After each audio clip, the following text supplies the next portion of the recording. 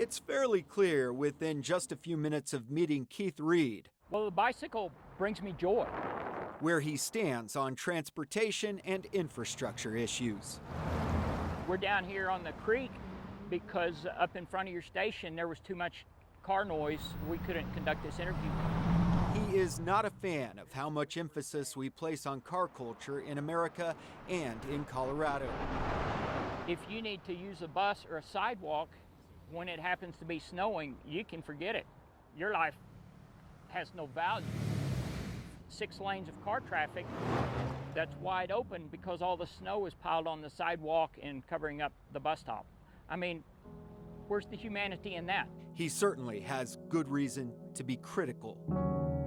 She was a nurse at the local hospital and hopelessly overwhelmed, as all nurses are. He lost his wife of 40 years to a car crash in Oklahoma before moving to Colorado. She was leaving her job one evening and trying to cross the street and got ran over and killed. It is a sensitive issue, and there are certainly no shortage of opinions about transportation and infrastructure in Colorado.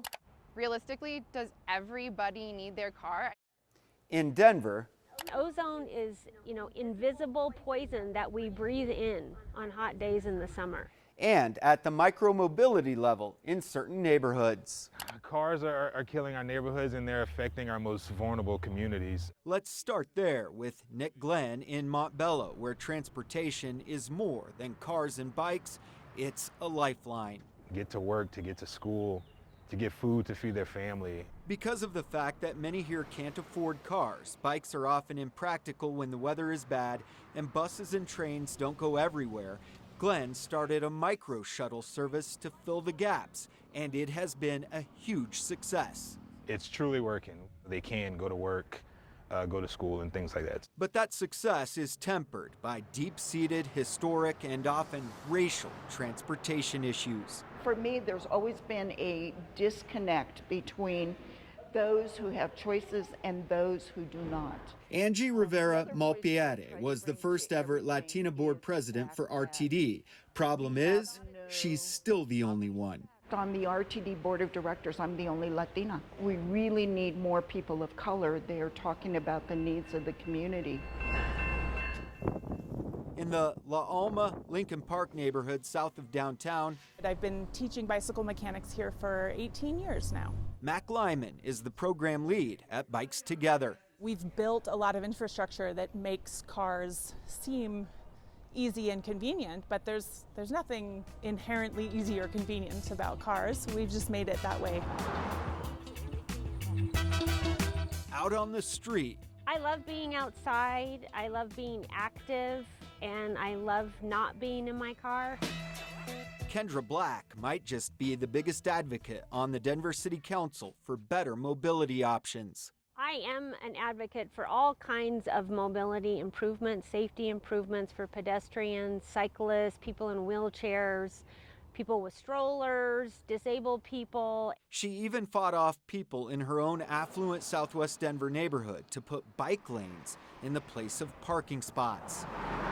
And a lot of people were very unhappy because it took away their parking. We have big driveways. People don't need to park in the street. We have plenty of parking. Black is also an advocate for other forms of transit and better bus stops. We need to be doing a lot more. One thing Denver does seem to be getting right are the e-bike rebates. The rebate is fantastic. The city has made headlines around the world for offering rebates ranging anywhere from $400 up to $1,200 for certain income qualified buyers. Plus, you get the rebate at point of sale, not later in the mail.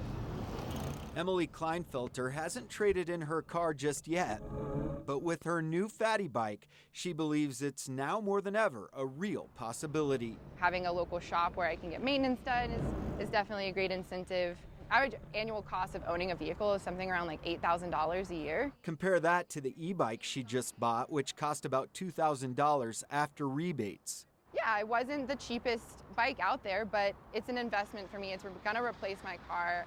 And that brings us back to Keith Reed. It's the definition of insanity that I should have to stand here talking to you about the importance of her life or my life or that person over there that's walking down the sidewalk's life, or anyone else's life, just because they're not in a car. What most do seem to agree on is a mix of transit solutions.